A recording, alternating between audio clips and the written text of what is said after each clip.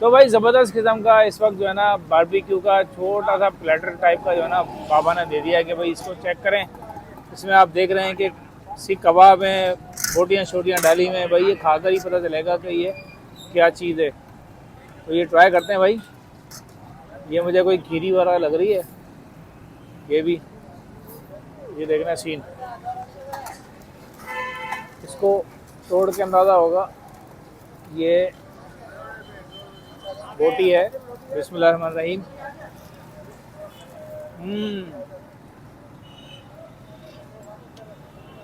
मतलब इसका जो जायका जो समझ आ रहा है ना, वो इस तरह से आप समझ लें कि जो घरों पे हम बकरा ईद पे टिक्का वगैरह बनाते हैं ना, जो सादा टिक्का होता है उसी टाइप का इसका जायका है।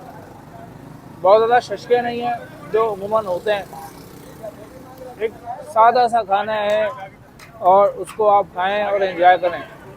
अलबत्ता स्पाइसी बाबा ने रखा है। ये जो है ना, ये है सीख कबाब भाई। ये देख रहे हैं,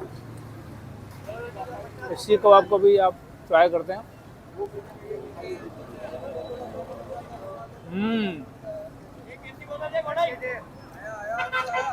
सेम फीडबैक है। और मतलब पूरा गला हुआ है ये कबाब, पूरा गला हुआ है। और मिक्स बोटी है, मतलब जो चर्बी और गोश्त मिल के जो बना होता है ना उस टाइप का है। तो खाने में बड़ा मज़ा दे रहा है, ज़बरदस्त।